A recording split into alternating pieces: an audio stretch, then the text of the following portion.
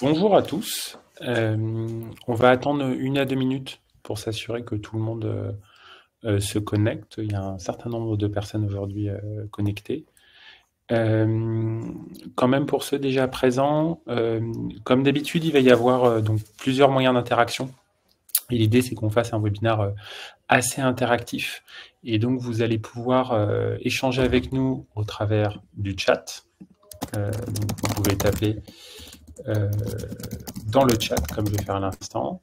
Vous pouvez poser vos questions dans le chat et réagir, ou sinon également dans l'onglet questions.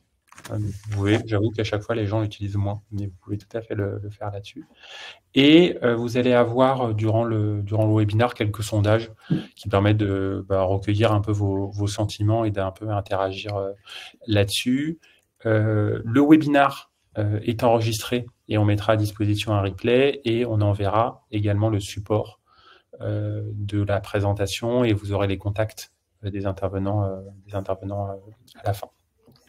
Et on va essayer de tenir le timing pour éviter qu'on mange trop tard ou que ce soit trop long. Je vous propose de commencer. Donc on va essayer de faire un webinaire qui va durer 1 heure. Il y aura un temps d'échange dédié, mais l'objectif c'est que vous puissiez aussi poser vos questions durant la présentation et qu'on puisse interagir. Et donc aujourd'hui, on va essayer d'aborder la thématique de la gestion et la résolution d'incidents dans l'immobilier et surtout arriver comment réellement optimiser ce process souvent pénible. Et je ne vais pas faire le webinaire tout seul, sinon ça embêterait un peu tout le monde. J'accueille aujourd'hui Frédéric. Frédéric, est-ce que tu veux te présenter? Bonjour à tous, Frédéric App, je suis le directeur général de Medépanneur.fr. On va vous expliquer dans quelques minutes avec Flavien en quoi ça consiste. Et je suis ravi d'être avec vous et merci Flavien pour l'invitation. Et donc moi je suis Flavien Douetto, je suis un des 2 cofondateurs d'Hublot.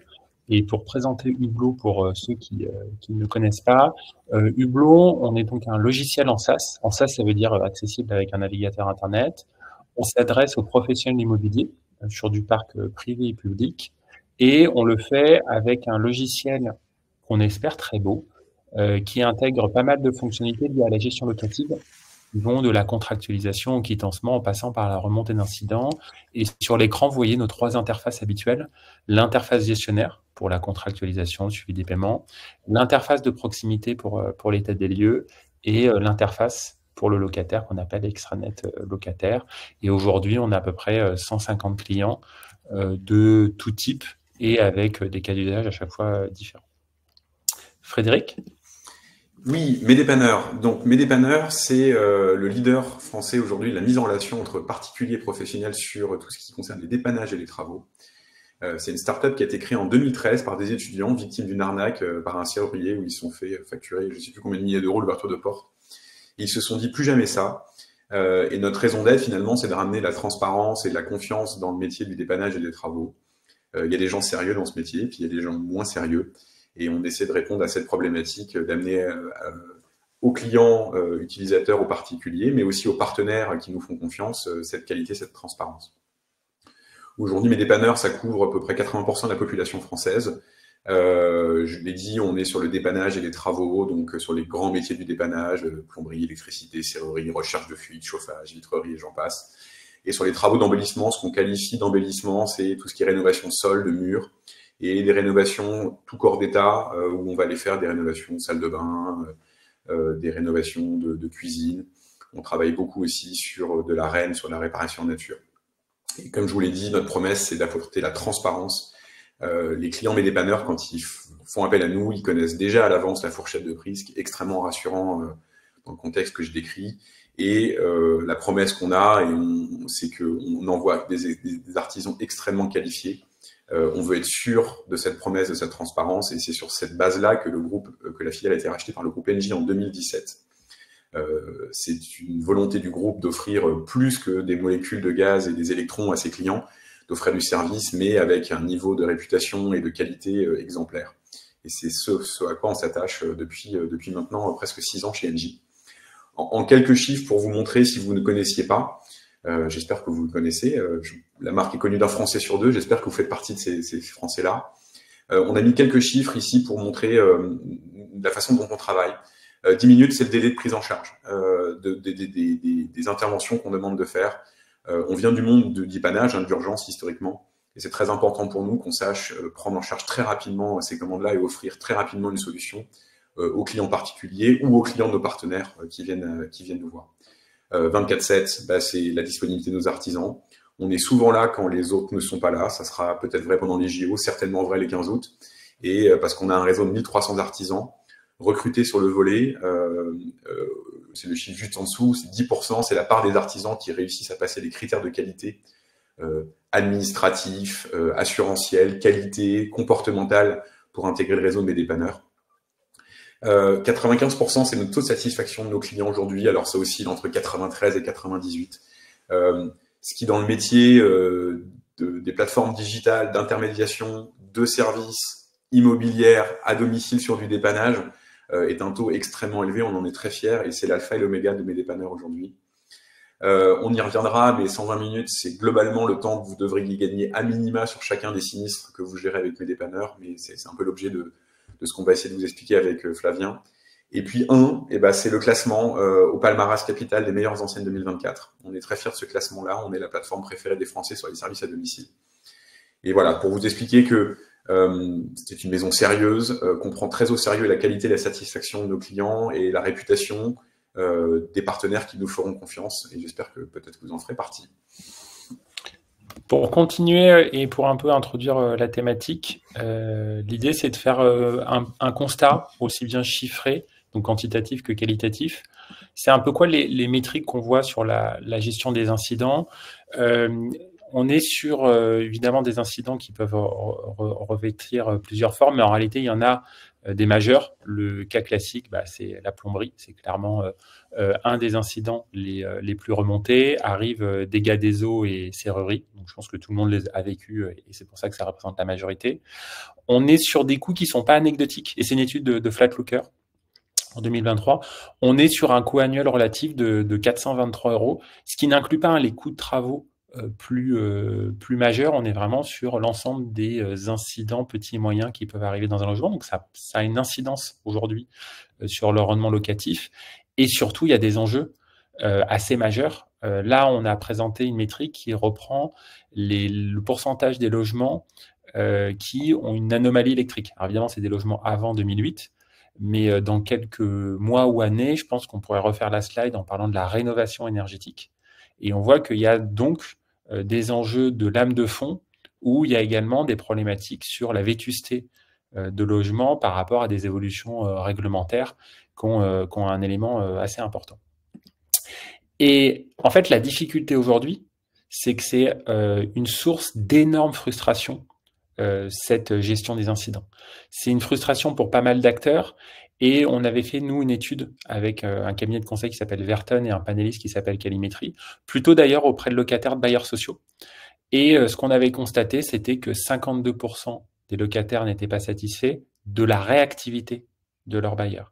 Et ce qui est très intéressant, c'est que pour ensuite avoir un peu creusé et étudié certains cas, c'est pas que les gens sont pas réactifs, c'est que les gens ne communiquent pas ou qu'il n'y a pas des moyens de savoir ce qui se passe. Donc aujourd'hui, on est notamment dans la remontée d'incidents sur une énorme problématique sur des défauts de communication ou des défauts de process qui entraînent côté locataire des frustrations, mais on reviendra aussi que côté gestionnaire, c'était pas satisfaisant. Donc aujourd'hui, on ne peut pas dire que c'est un process qui soit si fluide et qui représente une satisfaction utilisateur.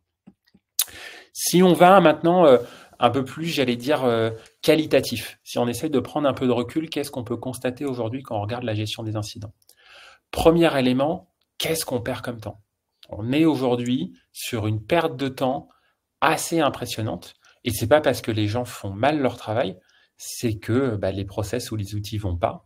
On est aujourd'hui sur énormément d'emails, d'appels, du suivi papier. Et aujourd'hui, quand on essaye en train de se dire, est-ce qu'à un instant T, je sais quels sont les problèmes, où ça en est, quelles sont les prochaines étapes et est-ce que j'ai prévenu tout le monde, c'est quelque chose qui n'est pas une pratique qui est généraliste dans l'immobilier. Et si on prend un peu de recul et qu'on va voir d'autres secteurs, c'est des choses qui nous semblent naturelles. Quand je fais aujourd'hui une commande sur une marketplace, je peux dire que quand la livraison est en retard, je suis au courant où je suis notifié et toute la chaîne logistique est prévenue.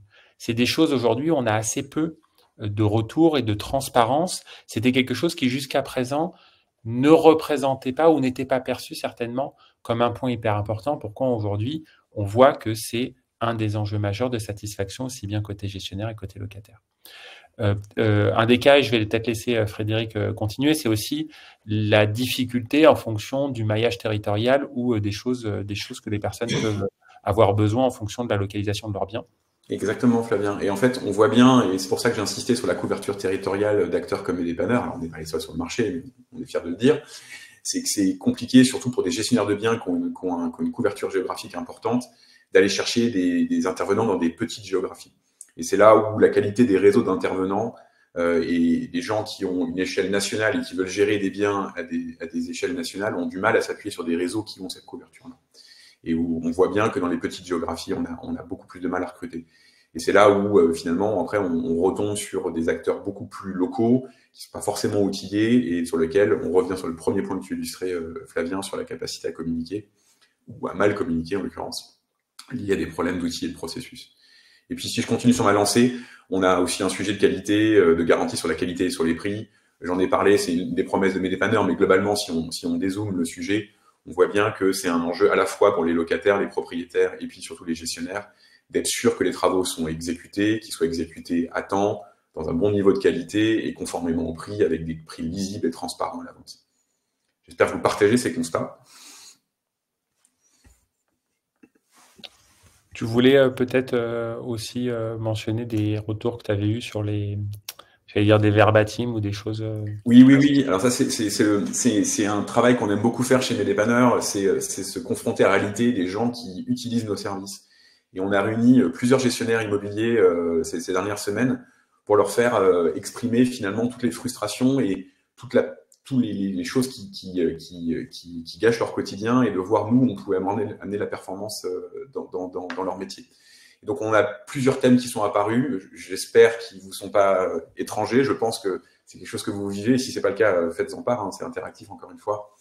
On a toujours un problème c'est difficile de joindre des artisans, même ceux qu'on connaît. Je passe ma vie à gérer les agendas des prestataires et des locataires. On voit bien que le gestionnaire aujourd'hui, il est vraiment dans un rôle d'intermédiation qui est complexe. Je sais de quoi je parle. C'est ce qu'on fait au quotidien chez mes dépanneurs. Et c'est vrai que ça ajoute beaucoup de complexité dans la gestion au quotidien de vos affaires. L'enjeu des relances, l'enjeu de la qualité des interventions, j'en ai parlé. J'en ai marre de chercher des prestataires disponibles en urgence. Et puis, on l'oublie aussi souvent, c'est la satisfaction des locataires qui va influer aussi sur la rotation des biens et sur la pression des propriétaires qui vont revenir vers vous. C'est la satisfaction. Et on avait un verbatim qui est très intéressant. C'est dans mon agence, quand on intervention traîne, on perd un temps fou à gérer des relances avec des locataires. Ça va jamais assez vite. Je perds un temps fou à traiter ces relances des locataires. Et le dernier qui est mon préféré, on a beau faire notre mieux, les locataires sont jamais contents, mais c'est pas notre faute. On ne sait pas réparer une fuite. On est trop dépendant de nos artisans. Et donc on voit bien qu'on a un gestionnaire qui est coincé un peu entre le marteau et l'enclume, entre des propriétaires et des locataires qui ont besoin de qualité, de transparence, de suivi, et des réseaux d'artisans ou des artisans indépendants qui sont peu outillés pour fournir ce suivi-là. Et la conséquence de ça, et c'est peut-être la suite, tu peux en parler Flavien, c'est qu'on a énormément de temps perdu, énormément de frustration vis-à-vis de ça. Ouais, c'est que si maintenant on reprend un peu les trois grands interlocuteurs qu'on a dans la gestion d'un incident, on a le gestionnaire qui, lui, a des problématiques assez très opérationnelles. C'est qu'en fait, il veut qu'ils puissent solliciter ou notifier ou assigner la mission à des gens disponibles et réactifs.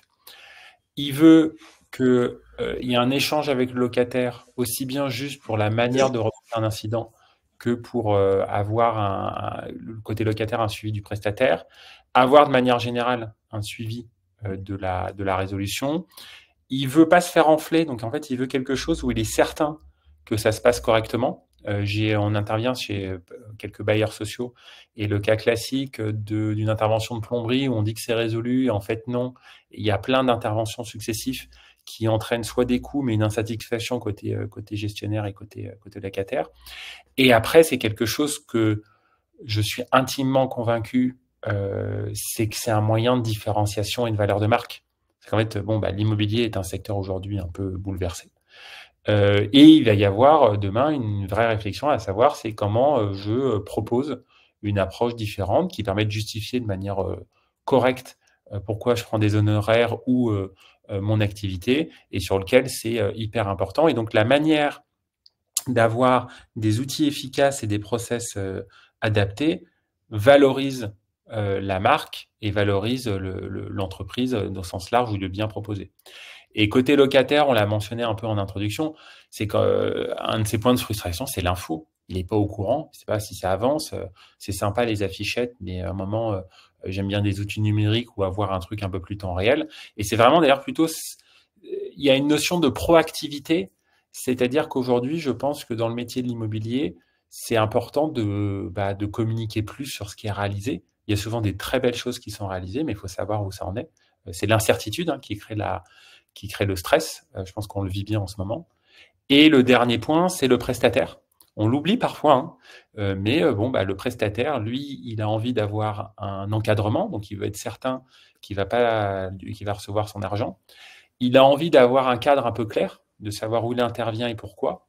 Et il n'a pas envie de faire des devis. Et d'ailleurs, je pense que n'importe qui a fait des travaux sait qu'on peut attendre pendant de longues semaines des devis. En fait, le prestataire, il a une compétence technique. Il a malheureusement, heureusement, pas forcément une compétence commerciale. Donc, si on peut lui éviter de faire des actions inutiles alors que l'intervention est connue, qu'elle fait sur un cadre où les prix ont déjà été négociés, ça fait gagner du temps vraiment à tout le monde dans les différents process. J'ai une première question, je permets de réagir et comme ça j'affiche une personne. Donc Jérémy pose la question de savoir si Hublot s'adapte à l'ensemble des logiciels de gestion.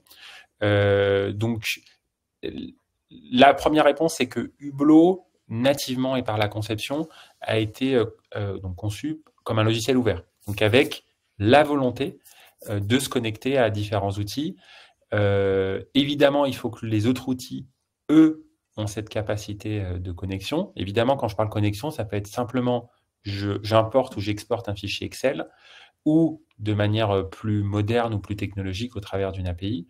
Et par contre, ça dépend ce qu'on appelle un logiciel de gestion.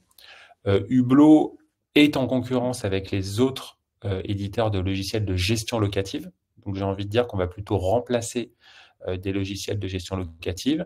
Mais par contre, si vous pensez à des logiciels qui font les états des lieux ou des logiciels tierces, des logiciels CRM, des logiciels de transaction, par exemple, si vous êtes une agence immobilière et que vous faites transaction gestion locative, la réponse est oui, que ce soit des outils comme Dome de LiberKeys pour la transaction, que ce soit des acteurs comme Flatsy, Check and Visit, et on verra avec le cas de mes dépanneurs. Si on continue la présentation, je pense que là, on vous a assommé avec le constat, et si on veut voir ce qui est possible de faire. Et peut-être en préambule des solutions possibles, il y a de savoir pourquoi en fait on fait ce webinaire. On fait ce webinaire pas pour vous montrer Hublot et mes dépanneurs, mais plutôt de se dire qu'est-ce qu'on peut apporter avec la combinaison de deux sociétés par rapport au constat qu'on a présenté. Et assez souvent, ce qui manque, ou ce qui manquait en tout cas jusqu'à présent dans l'immobilier, c'est vraiment une réflexion de partenariat et de réflexion sur le parcours. Et je pense que aujourd'hui, ce qu'on va vous présenter et ce qu'on veut insister, c'est comment on réfléchit par rapport à une problématique avec une réponse qui reprend un parcours utilisateur. Et ça, pour moi, c'est essentiel. Et je le répète tous les jours. Si j'ai eu des prospects qui, là, sont connectés, ils le savent. J'arrête pas de répéter qu'un outil est anecdotique.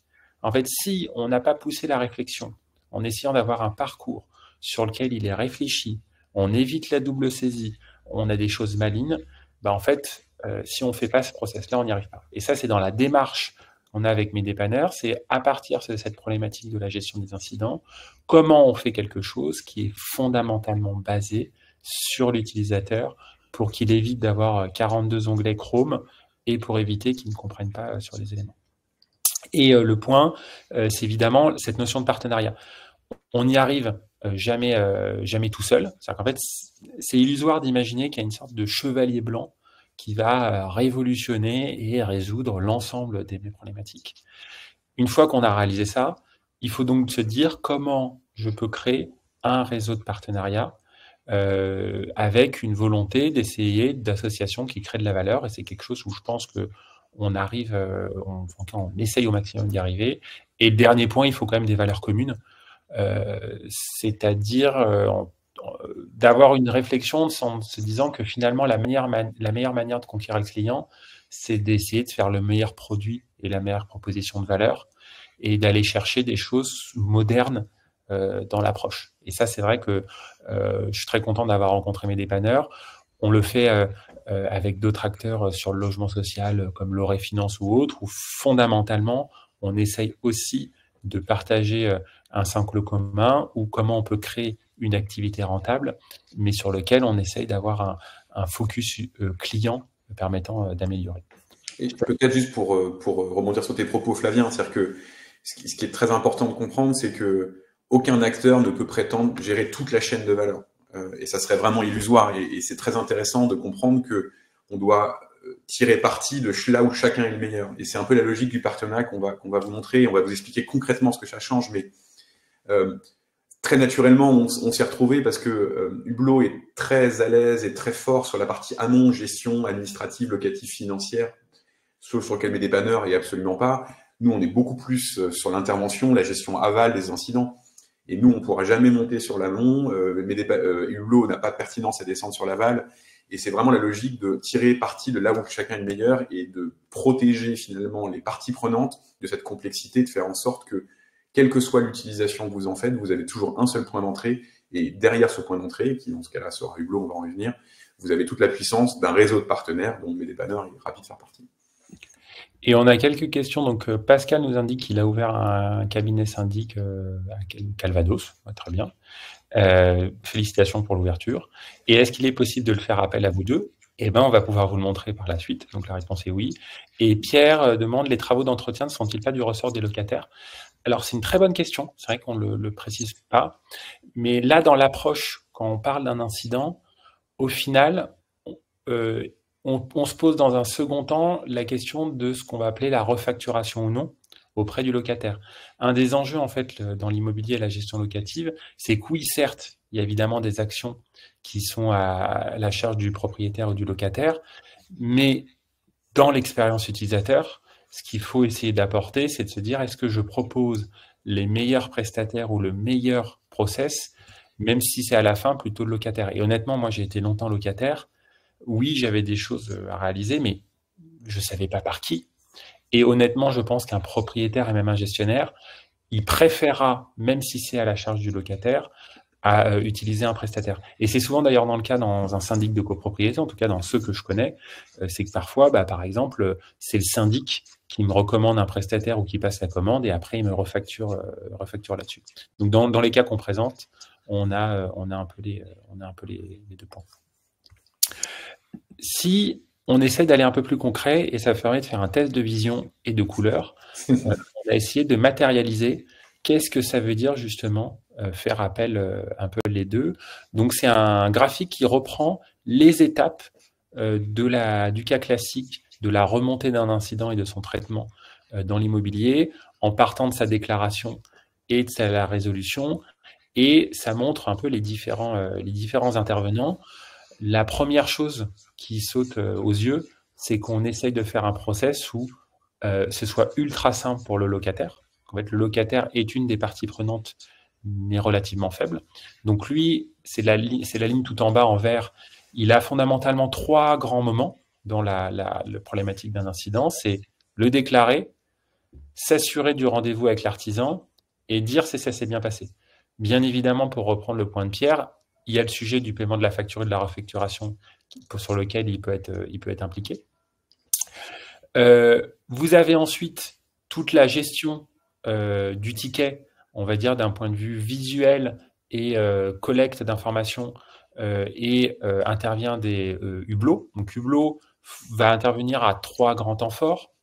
La remontée, donc on va appeler la création d'un ticket d'intervention, va intervenir sur le process de la validation de l'intervention et notamment du devis, donc la validation de l'engagement financier et la résolution du paiement avec éventuellement la refacturation côté locataire. Et mes dépanneurs, si Frédéric, tu veux le préciser, lui va intervenir de manière plus régulière et surtout vraiment dans le suivi technique et opérationnel de l'incident. Exactement. L'idée, c'est vraiment de décharger le plus possible le locataire et le gestionnaire de la complexité de l'ensemble des tâches que je vais détailler après et de vous en donner une transparence totale. Donc, on n'a pas voulu charger le graphique, mais l'idée, c'est que dans Hublot, tout ce qui se passe dans mes dépanneurs sera retranscrit dans Hublot. Donc, vous n'avez pas besoin d'aller accéder à 2 applications, de vous connecter sur 2 comptes et d'avoir 2 écrans ouverts.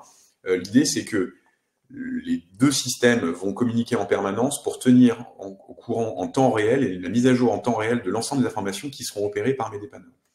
Donc, chez mes dépanneurs, quand on a un ticket qui va être créé par le gestionnaire immobilier directement dans Hublot, on va reprendre notre processus classique, qui est l'affectation à un de nos 1300 artisans, triés sur le volet. L'artisan va prendre rendez-vous avec le locataire. C'est là où on retrouve le locataire qui intervient. Il va émettre le devis. Donc, dans nos processus à nous, c'est confirmer qu'il reste bien dans la fourchette tarifaire et s'il n'y reste pas, le justifier et s'expliquer. Mais quel que soit l'engagement sur la fourchette tarifaire qui a été pris ou les accords qu'on pourrait avoir avec de prépaiement en amont, il y a bien la décision d'un devis qui doit être émis. On a mis ici la validation avec un auto. On pense qu'il y a beaucoup de gains à aller chercher ici en amenant de l'intelligence. Notre conviction avec Flavien, c'est que il y a plein de critères sur lesquels, et on imaginait typiquement des devis qui sont dans vos montants de délégation, qui sont dans les fourchettes typiquement tarifaires de mes dépanneurs. On pense que c'est des validations qui pourraient être automatiques. À discuter avec vous, ça serait intéressant de lancer le débat et puis d'avoir une discussion cas par cas. Mais dans un monde où la validation elle est automatique, il faut bien se rendre compte que finalement, du moment où il y a le rendez-vous à l'artisan et le moment où on a le rapport d'intervention, ça peut se faire en 1 heure. Et on n'a pas besoin de faire passer 3 fois à l'artisan, une première fois pour faire un devis, une deuxième fois pour faire l'intervention, une troisième fois pour faire éventuellement des retouches. Donc, du coup, on pense que cette étape de validation, qui ne sera pas toujours automatique, peut apporter énormément de gains de temps et de transparence. Après, ça nécessite de mettre au clair les accords et les mandats de gestion que vous avez vis-à-vis de vos propriétaires. Mais si ce travail il est fait, qu'on arrive à le modéliser ensemble dans Hublot, quelque chose qui peut amener beaucoup de valeur. Je reprends le fil pour dire qu'on fait l'intervention, qu'il y a un rapport d'intervention avec photo systématique à chaque fois, qu'on envoie la facture non acquittée, et qu'on envoie l'enquête de satisfaction. Pour nous, le dossier chez mes dépanneurs n'est clos que si l'enquête de satisfaction est envoyée. Et pour que vous sachiez aussi le sérieux qu'on met là-dessus, il y a 7 questions de mémoire qui sont sur l'enquête de satisfaction, qui sont notées sur 5 étoiles. S'il y a une des questions qui a moins que 4 étoiles, on crée automatiquement, proactivement un dossier de réclamation qui sera traité chez nous, sur lequel on va investiguer. On investigue dans un délai de 3 jours maximum pour s'assurer, c'est notre obsession, que la satisfaction soit là, et si elle ne l'est pas, qu'on la traite et qu'on l'anticipe et qu'on réagisse vis-à-vis de ça.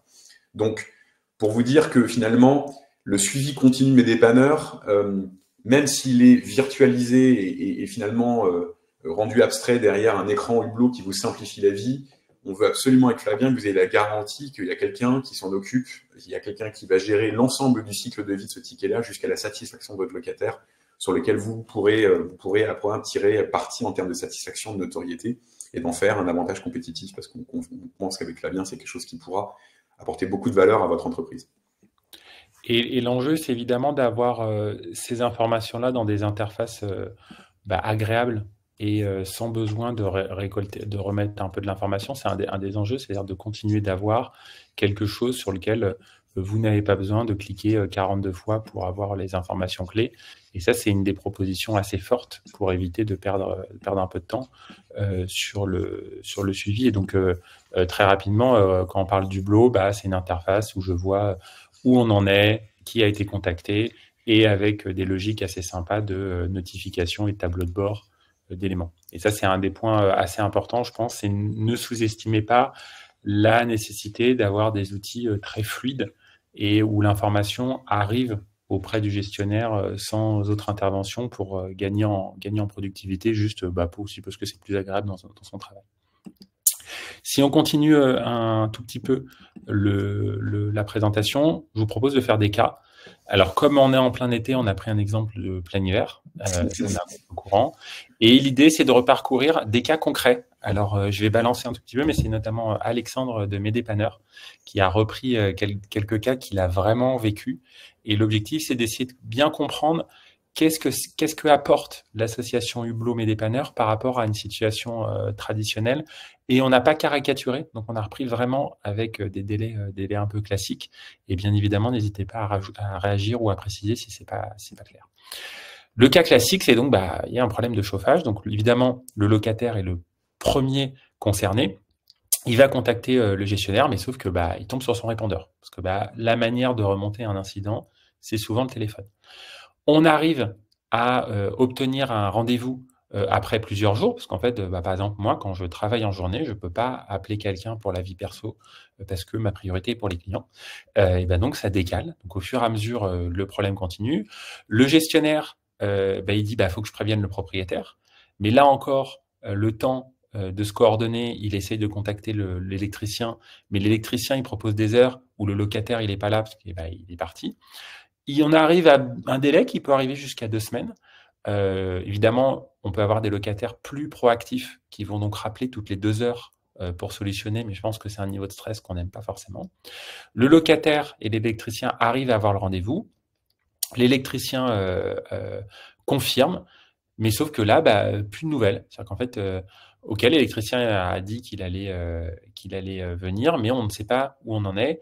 Et on n'a pas surtout une manière proactive d'information. Et d'ailleurs, le propriétaire lui aussi, il est dans le flou. On continue parce qu'en fait, là, pour l'instant, on a la confirmation qu'il faut changer les radiateurs, mais on n'a pas vraiment de confirmation de quand. On continue les échanges où en fait, tout le monde monte d'un cran dans l'énervement. Le locataire, il n'en peut plus de ne pas avoir des réponses, donc il dit je vais maintenant envoyer des emails en plus de laisser un message et je vais commencer à devenir un peu agressif. Le propriétaire, il s'étonne de ne pas avoir de nouvelles et il dit en plus la période, on est en plein hiver, ça doit être un peu chaud. Là, on reçoit enfin le devis. Donc l'électricien a fait un devis pour les fameux changements des radiateurs. On valide le devis. Là, on commence à avoir enfin le rendez-vous, mais l'électricien, faut qu'il réceptionne bien les produits et un créneau disponible. Et arrive dans un délai qui dépasse le mois, qui peut aller jusqu'à 3 mois. On arrive à résoudre ce sujet. Mais évidemment, la difficulté, c'est que la compta a constaté qu'on a payé pour une intervention, mais il n'y a pas la facture, et donc on se retrouve à devoir encore courir après la facture pour résoudre la compta. Donc fondamentalement, sur un cas qui arrive dans à peu près tous les logements, dans un cas où c'est ultra frustrant parce que juste on a froid et qu'on aimerait avoir l'information, on est sur des trucs qui durent des semaines et des mois et avec un niveau d'énervement qui est assez important sur des cas un peu bêtes. Donc en partant de ces éléments-là, en fait, il y a plein d'axes d'amélioration à chaque étape qu'on mentionne. Et je rebondis de nouveau sur un message qui est important pour moi. Quand vous avez une difficulté ou un constat comme ça, n'imaginez pas qu'il y a un truc qui va tout solutionner. Assez souvent, pour avoir un effet de productivité, c'est plutôt des petits changements à plusieurs endroits qui amènent vraiment à une approche totalement différente. Et donc, notamment, si on reprend ce même cas, il est impératif qu'il y ait un process de remontée d'incidents qui soit éventuellement multicanal, mais très simple. Donc, il faut vraiment prévoir et avoir en tête comment je remonte un incident. Il faut avoir une capacité très rapide d'assignation, parce qu'en fait, assez souvent, un gestionnaire lui-même ne va pas intervenir. Par contre, il va qualifier l'information. Il faut bien évidemment qu'il y ait une capacité d'identification de la personne qui intervient et d'avoir quelque chose à ses preuves. Donc, la personne peut notifier un artisan, par exemple, de mes dépanneurs. La classification du ticket permet de définir des niveaux d'urgence ou pas d'urgence. Sur urgence, peut être une intervention dans la journée, pas urgent, ça peut prendre quelques jours. On a une démarche où on a une communication proactive de où on en est, qui va intervenir. Ce qui fait en sorte qu'on a aussi en parallèle déjà lancé, une fois qu'on connaît bien le problème, tout le sujet de devis et d'éléments de facturation pour que ce soit en fait traité en parallèle et que ça ne redevienne pas un point d'étranglement. On peut prévoir, comme l'a mentionné Frédéric, tout le process au préalable de validation, de délégation, pour que là encore aussi, on ne se retrouve pas à un sujet, j'attends sa validation depuis 2 jours alors que la personne a froid. Et évidemment, on arrive sur une thématique où On revient et on demande après l'intervention si ça s'est bien passé. Ça, c'est un point qui est souvent négligé, d'avoir une qualification de la qualité de l'intervention. Et bien évidemment, on arrive à régler avec les sujets de refacturation, pour reprendre le cas de départ de savoir qui doit payer, qui est fait directement sur le prochain avis d'échéance associé. Ce qui fait en sorte que sur des cas classiques et standards qui représentent 80 à 90% des interventions, on peut avoir des multiples à 2 à 3 de division du temps de traitement. Ce qui veut dire que c'est souvent des notions qui diminuent évidemment la charge de travail associée, parce qu'en fait, si ça dure plus longtemps, ça veut dire que j'ai quand même travaillé dessus, en tout cas j'ai été sollicité, et surtout on est sans commune mesure sur l'effet de satisfaction client sur les éléments. Et ça, c'est pas un point, c'est pas un cas caricatural, hein. Je pense que il y a eu des cas nombreux là-dessus, et j'insiste beaucoup sur le fait que ce n'est pas une démonstration que les gens font mal le travail, c'est plutôt une démonstration que les process et la manière dont on a réfléchi l'utilisation des outils étaient inadaptés. Mais juste, je pense que c'est hyper important d'essayer de réfléchir en prenant l'exemple d'autres secteurs et de se dire, en fait, si d'autres secteurs, c'est devenu une norme d'avoir cette fluidité dans le traitement d'un incident, on devrait le faire. Et d'ailleurs, ce que je vous ai décrit, je retire incident immobilier, ça peut être le cas pour un traitement en ticket informatique. Hein. S'il y a ici des gens qui ont travaillé dans une entreprise et qui ont un problème d'ordi, je monte un ticket, on me dit que c'est le niveau 1, on m'apporte une réponse.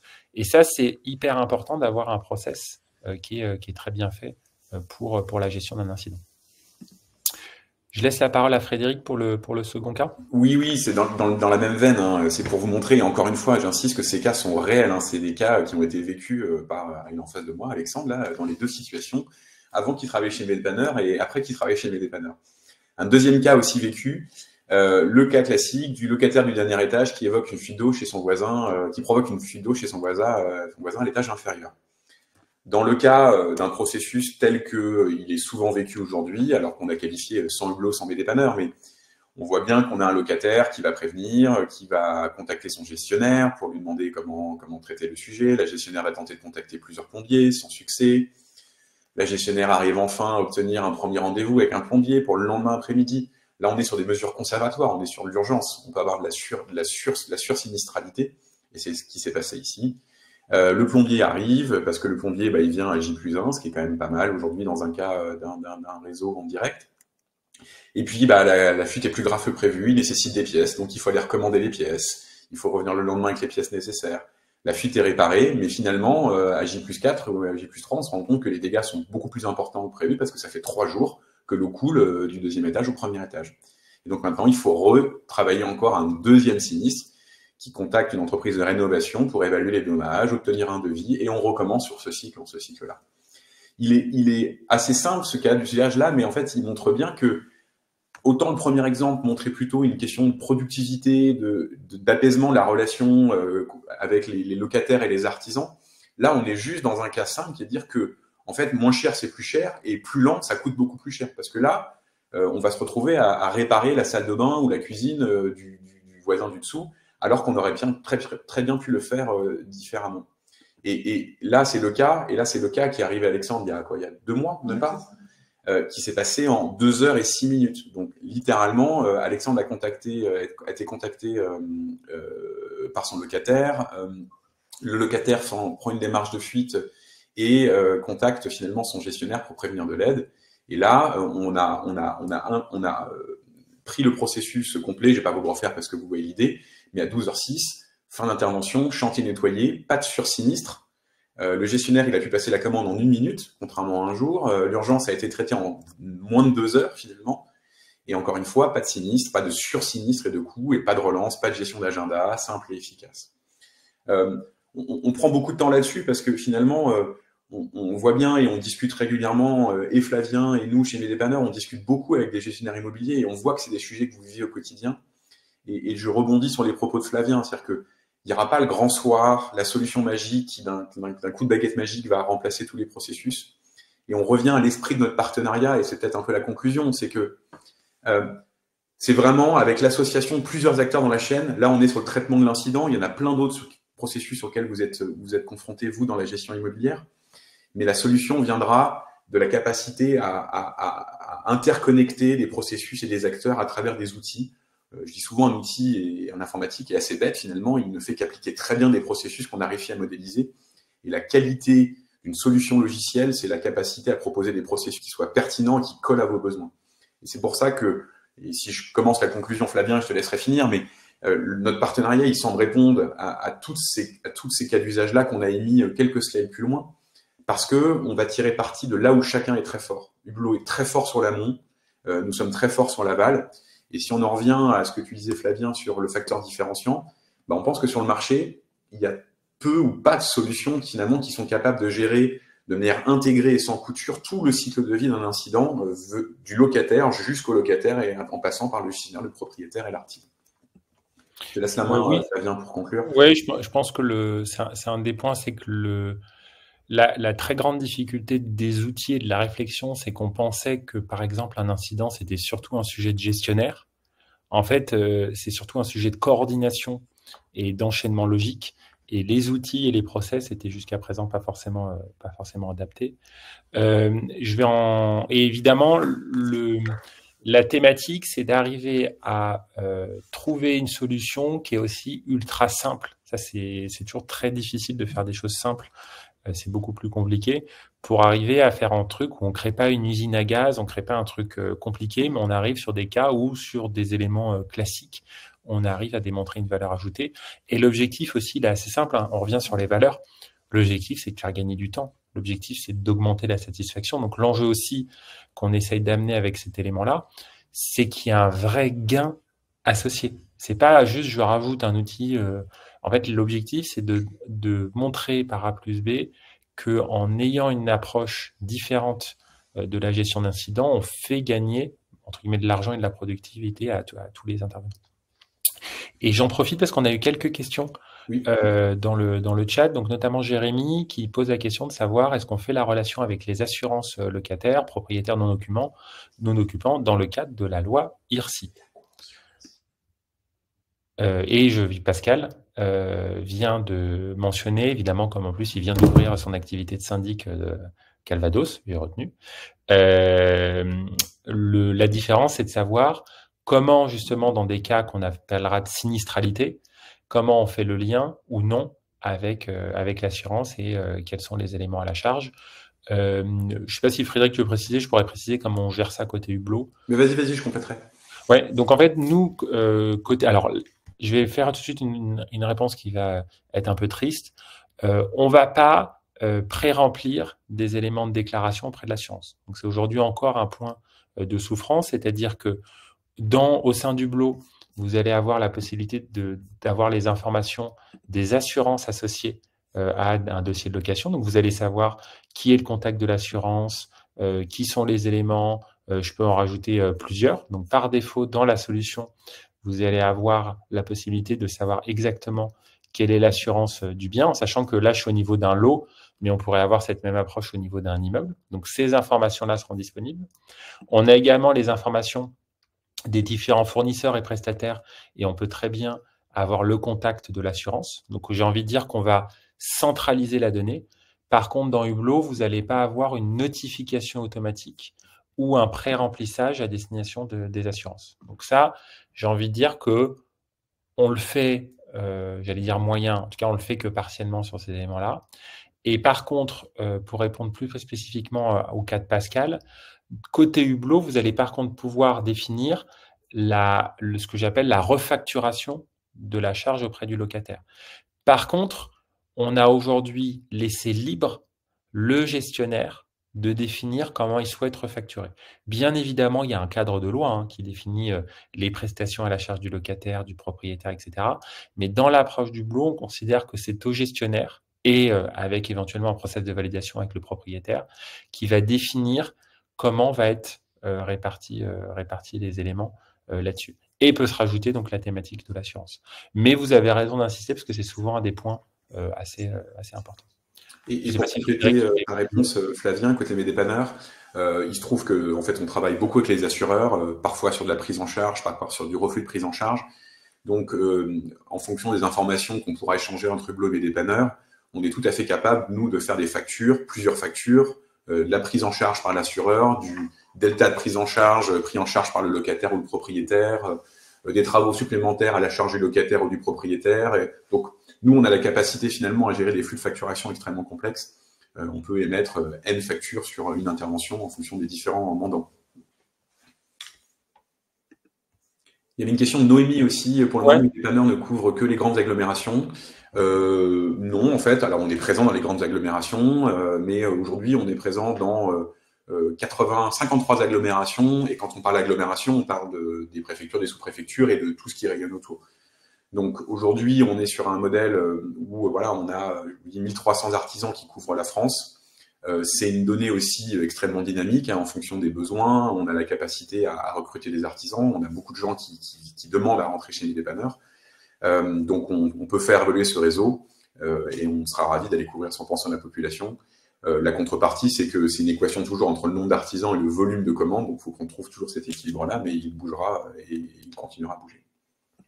Et on continue sur mes dépanneurs avec 2 questions. Alors, Noémie demande, est-ce que ça couvre le secteur 06 Oui, nous sommes présents sur Nice. Alors, attention, nous sommes ravis de pouvoir servir de nos artisans. Et c'est une ville qui est très dynamique pour mes dépanneurs en ce moment.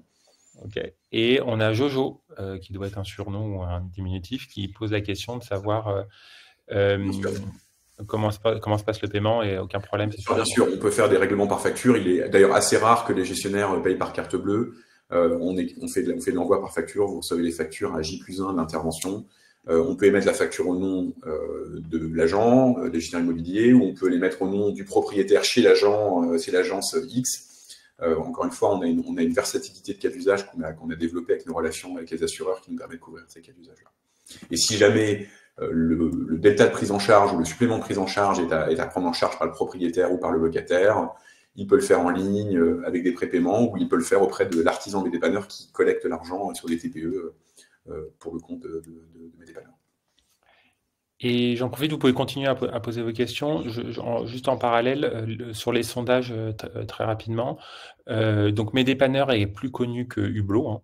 Il y avait 83% des gens qui connaissaient les dépanneurs et uniquement 67%. Donc, on a encore un peu de travail pour être connu. Sur l'efficacité, on vous avait demandé comment vous évaluez l'efficacité de vos process actuels pour gérer les incidents. En fait, la majorité ont dit peu efficace ou plutôt efficace. Personne n'a dit très efficace.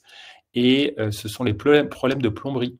Donc, ça revient avec ce qu'avait mis Flatlooker en élément. Donc, ça correspond assez bien.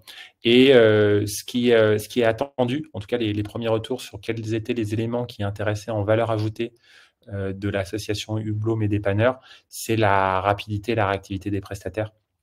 Enfin, en tout cas, c'est ça qui semble être l'élément le plus attendu en élément bénéfique.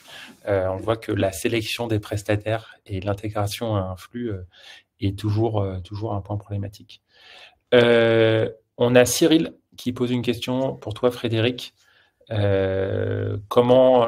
clairement, j'ai l'impression que Cyril veut utiliser des dépanneurs. Grand bien lui fasse. Voilà. Et alors, en fait, la réponse serait double. C'est-à-dire que dans mes dépanneurs, aujourd'hui, on a un réseau d'artisans certifiés, qualifiés, recrutés. Je peux détailler un peu, si vous voulez, les critères de qualification.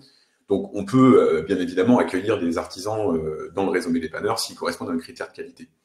L'esprit de notre proposition avec Flavien aujourd'hui, c'est plutôt de vous dire, si vous étiez client de Hublot, vous auriez accès au réseau Mes Dépanneurs. Et après, la question, c'est est-ce que vous n'auriez accès que au réseau de Mes Dépanneurs? Et là, je laisse Flavien répondre. En fait, l'approche au sein d'Hublot et de manière générique, c'est qu'on essaye de faire en sorte d'avoir toujours une flexibilité. C'est-à-dire qu'on aime avoir des partenaires dédiés sur lesquels on a beaucoup travaillé, notamment la fluidité de l'échange d'informations. Donc ça, c'est un des enjeux et je pense que Mes Dépanneurs a vocation à apporter beaucoup de valeur ajoutée. Mais évidemment, vous pouvez aussi, au sein d'Hublot, avoir d'autres prestataires. Et je prends le cas, par exemple, si vous avez quelqu'un en local dont vous avez l'habitude d'intervenir sur un élément ou aussi vous avez des cas où la remontée d'incident n'est pas que technique, à ce moment-là, vous pouvez également référencer d'autres personnes. Donc l'objectif, c'est en fait de vous offrir systématiquement, et on l'espère, la meilleure combinaison par rapport à votre élément sans vous enfermer, mais plutôt d'essayer de faire en sorte que vous choisissiez parce que c'est super bien. Et c'est là où finalement on veut vous laisser le choix. On pense que dans tous les cas, mes dépanneurs aura certainement un avantage parce que des artisans qui sont référencés, connus sur un immeuble donné parce qu'ils connaissent l'immeuble, ont certainement un avantage en termes de compréhension du contexte. Pour autant, et c'est le sujet qu'on voulait éclairer, dans la gestion de la communication des processus et de la mise à jour, ces artisans-là sont en général peu équipés et peu prompts à regarder ces processus plutôt digitalisés. Donc c'est là où on admet tout à fait qu'il y a de la concurrence sur ces lots-là, mais on pense faire valoir une vraie différence dans la qualité du suivi, de la mise à jour en temps réel, et après de la qualité d'intervention, mais là on revient sur les facteurs différents sur les dépanneurs. Donc oui, vous aurez le choix, mais on pense qu'avec Flavien, la combinaison des deux apportera plus de satisfaction et de performance. Eh ben, Pascal, je pense qu'on est connecté. Eh ben oui, vous pouvez c'est fou, hein. Et Pascal n'est pas une personne de ma famille. Ni la mienne. Nous contacter avec. Par contre, il va peut-être être revendeur de Hublot. Vous pouvez nous contacter donc à Frédéric ou moi-même par email. Vous avez aussi nos LinkedIn. Je pense qu'on est assez réactif là-dessus. Comme je vous l'ai dit, hein, vous pouvez tout à fait percevoir Hublot et mes dépanneurs comme indépendants, et je pense qu'on a tous les deux des valeurs ajoutées, mais bien évidemment, on est persuadé que c'est la combinaison des deux. On a été très vite sur les cas d'usage, il y en a plein d'autres, et on est aussi dans une réflexion de toujours ajuster pour répondre à vos besoins, donc n'hésitez pas. Et même si vous avez un cas alambiqué, peut-être qu'on ne le traitera pas à un instant T, mais on le prendra en compte pour que à T+1 ce soit mis en place. Et j'en profite pour aussi vous dire qu'on est toujours preneur si vous avez des sujets de webinaire ou d'éléments sur lesquels vous aimeriez qu'on crée du contenu. Hein, vraiment, l'objectif, c'est d'essayer au maximum de créer des moments d'échange et de contenu qui répondent à des enjeux que vous auriez de découverte ou autre. Donc, n'hésitez pas, si c'est sur des trucs très spécifiques, beaucoup plus larges, allez-y, on fera en sorte de pouvoir l'organiser et de le faire de manière le plus large possible. On arrive vers la fin du webinaire, donc il a été enregistré. On vous enverra le support. N'hésitez pas à nous contacter si vous avez des questions ou autres. Si vous avez aussi un retour, si vous avez trouvé ça un peu embêtant ou que vous voyez des axes d'amélioration, n'hésitez pas aussi. Ça fait partie de l'enquête de satisfaction.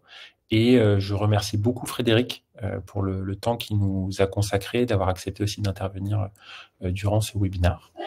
Et merci Flavien pour l'invitation et la tribune. Le webinaire va se terminer. Je vous souhaite à tous une très bonne journée, un bon appétit et puis vraiment au plaisir d'échanger pour la suite. Au revoir à tous. Merci. Merci, au revoir.